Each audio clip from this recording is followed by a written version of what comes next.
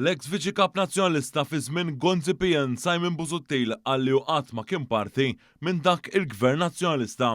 Imexxija minn Lorenz Gonzi dik l-amministrazzjoni tibqa' magħrufa bħala waħda mill-ar jekk mhux l-ar waħda mhux l-inqas għal kontijiet esaġerati tad-dawl li kien qollha bil-qalb kollha għal-familji u n-negozji kollha f'pajjiżna. Fl-istess ħin li gvern mexxa politika ta' austerità. Effettivament jiena qatt ma kont parti mill-gvern. Dan hu l-istess Simon Busuttil li ftaħar kemm il-darba li kien l-awtur tal-programmi elettorali nazzjonalisti fl-2008 u fl-2013. Hawnhekk f'din l-intervista ma' Karl Bonaci, Busuttil irringrazzja lil Lorenz Gonzi. U grazzi wkoll lil Lorenz Gonzi.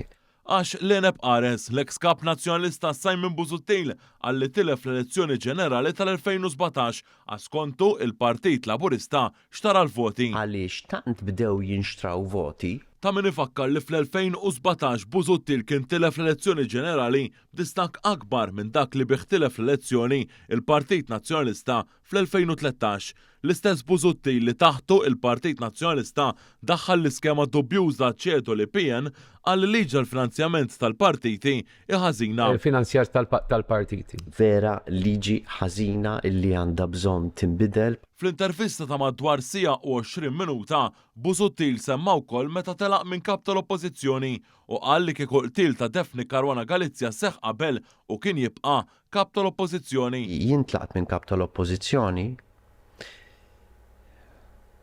16 minus 7 kemm jiġu 9 fid-9 ta' Ottubru 2017 kien it-tnejn. Fid-9 ta' Ottubru 2017 kien it-tnejn. Ġimgħa wara tinqatel Defni. Kieku dak ġara qabel jien irriżenjajt kont nibqa' m'hemmx dubju.